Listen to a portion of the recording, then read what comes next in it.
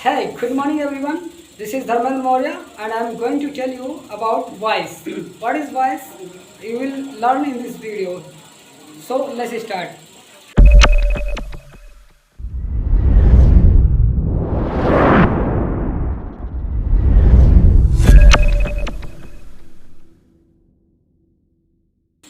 समझते हैं जो है वॉइस क्या है सभी लोग एवरीवन। वॉइस क्या है? वॉइस को हिंदी में वाच्य कहते हैं और इसको जो है एक्टिव एंड पैसिव दो पार्ट होता है। एक्टिव एंड पैसिव वॉइस होता है।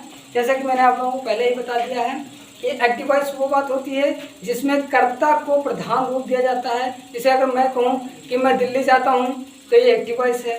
लेकिन अगर मैं ये कहूँ कि दिल्ली मेरे द्वारा जाया जाता है तो ये पैसिव हो गया। ठीक है, मैं किताब पढ़ता हूँ तो ये एक्टिव वॉइस है, लेकिन किताब मेरे द्वारा पढ़ा जाता है ये पैसिव वॉइस है। ठीक है, तो इसी को एक्टिव और पैसिव है। ठीक है, अब हम समझते हैं कुछ एक्टिव वॉइस यानी कृतवाच्य। हिंदी में इसको कृतवाच्य कहते हैं। तो एग्जाम्पल क्या है? ही ईट्स द फूड लिखा है, ही ईट्स द फूड यानी कि वह खाना खाता है। तो ये आपका एक्टिव वॉइस में लिखा है। आप हमको दिखाई दे रहा है ये सब्जेक्ट है, ये वर्ब है और वर्ब में जो है यस या यस है और उसके बाद में इतना आपका ऑब्जेक्ट है। हमारे समझ में इतनी बात आ रहा है। ठीक है कि सब्जेक्ट है, वर्ब है, ऑब्जेक्ट है।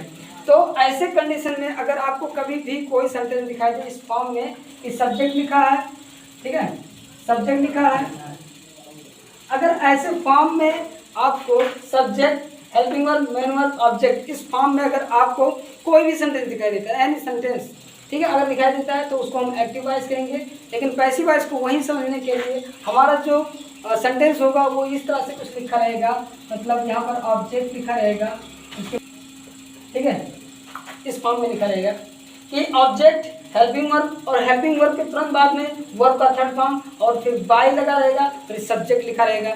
अगर आपको ये फॉर्म दिखाई देता है तो वो पैसिव वॉइस होगा। ठीक है, लेकिन इसको पैसिव वॉइस को समझने का बहुत ही सरल तरीका ये है, अगर हिंदी में समझा जाए तो इसी तरह लिखा रहेगा कि खाना मेरे द्वारा खाया गया, यानी कि द्वारा वर्ड जो है वो हिंदी में लिखा रहेगा।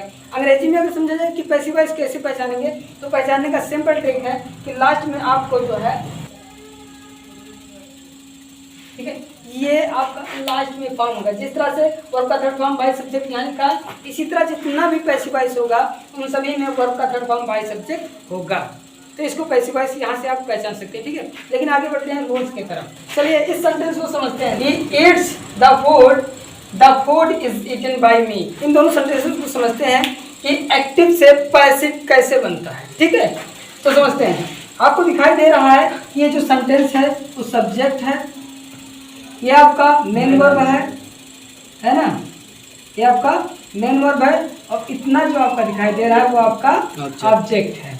ठीक, और उसके बाद में हमको यहाँ दिखाई दे रहा है, होता क्या है कि एक्टिव से जैसे हम पैसिव हमको करना पड़ता है, एक्टिव से पैसिव वॉइस में बदलना है तो उसके लिए क्या करते हैं कि जो ऑब्जेक्ट होता है उसको उठाओ और उसको यहाँ पर लाओ शुरू में।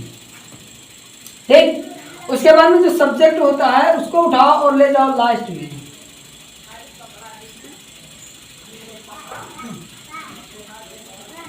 समझ में आया? यानी कि ऑब्जेक्ट को पहले रख दो, सब्जेक्ट को पीछे रख दो, उसके बाद में जो बीच में है उसके लिए कुछ करते हैं। दूसरी बात ये समझते हैं कि जैसे सब्जेक्ट को मैंने पीछे कर दिया, ऑब्जेक्ट को मैंने आगे कर दिया, तो उसके बाद में हमको वर्ब दिखाई देता है। वर्ब को क्या करते हैं? वर्ब जो भी हो उसका वर्ब का आपको थर्ड फॉर्म करना ही पड़ेगा। ठीक है, वर्ब का क्या कर देंगे? वर्ब का थर्ड फॉर्म कर देंगे और उसके बाद में बाय लगाना इम्पोर्टेंट। तो ये जो बाय प्रीपोजिशन है कभी कभी इन और टू भी होता है, तो उसके लिए अलग रूल है। एक तो आपको करना क्या है कि पहले आप सब्जेक्ट को जो है उधर भेज दीजिए, ऑब्जेक्ट को इधर भेज दीजिए और इसके जस्ट बगल में जो आपका ऑब्जेक्ट लिखा होगा उसके जस्ट बगल में आपको बाय लगाना ही लगाना है और उसके बाद में जस्ट उसके बगल में आपको वर्ब का थर्ड फॉर्म, यहाँ जो भी आपका वर्ब होगा उसका थर्ड फॉर्म लगाना ही पड़ेगा। मतलब ये किसी भी टेंस में हो यहाँ आपको थर्ड फॉर्म ही लगाना है। ठीक है, अब मैंने यहाँ यूज किया है, ये मैंने टेंस के अकॉर्डिंग किया है। ये आपका जो सेंटेंस है वो प्रेजेंट इंडेफिनिट टेंस में है और प्रेजेंट इंडेफिनिट टेंस में यदि होगा तो उसमें हमको जो है इस एमआर का प्रयोग करना होगा। उसका रूल है, वो रूल में लिखवाऊंगा। ठीक है, समझ में आया? बात आ गया? ओके, समझते हैं। रूल है कि सब्जेक्ट को ऑब्जेक्ट बनाने में बदलाव, क्या बदलाव करते हैं कि अगर आपका सब्जेक्ट आई है तो वो मी में बदल जाएगा जब ऑब्जेक्ट बनेगा। तो ही बी है तो अस में, यू है तो यू में ही बदलेगा क्योंकि इसका सब्जेक्टिव और ऑब्जेक्टिव केस सेम होता है। दे का देम में ही, हिम, सी, हर और इट को इट में बदला जाता है। थोड़ा एग्जाम्पल से समझते हैं इस बात को। एग्जाम्पल लिखा है I am reading my book, मैं अपना किताब पढ़ रहा हूँ।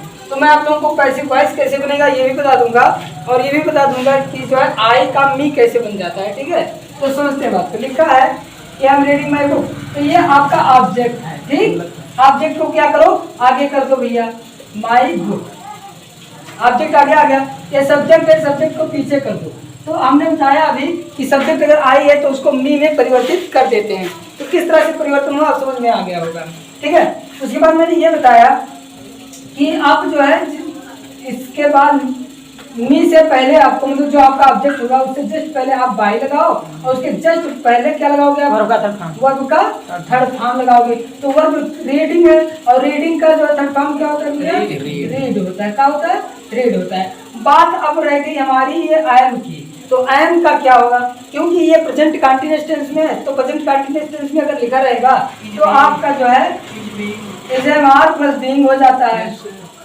तो ये हो गया सेंटेंस कंप्लीट। ओके, तो फिलहाल ये कहाँ से चेंज हो इसका तो रूल अलग है, मैं अलग बताऊंगा। फिलहाल अभी मैंने आप लोगों को ये बताया कि आई का मी क्यों हो जाता है, क्योंकि हम उसको ऑब्जेक्ट रूप में रखते हैं। तो ऐसे कंडीशन में we have to change in objective case.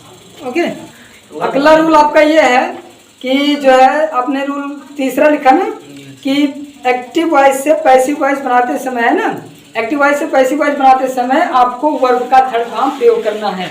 आपको ये नहीं देखना वो किस टेंस में है, चाहे वो कंटीन्यूअस हो, चाहे परफेक्ट हो, चाहे इंडेफिनिट हो। एक्टिव से पैसिव जब भी बनाओगे तो मेन वर्ब का थर्ड फॉर्म ही आपको लगाना है पैसिव वॉइस में। ठीक, और पैसिव वॉइस का रूल ये है कि आप जब पैसिव वॉइस बनाओगे तो पैसिव वॉइस में ऑब्जेक्ट से पहले आपको बाई प्रीपोजिशन का प्रयोग करना है। ये दो रूल जो है आप लोगों को लिखना है, लिख लियो ना। ठीक है।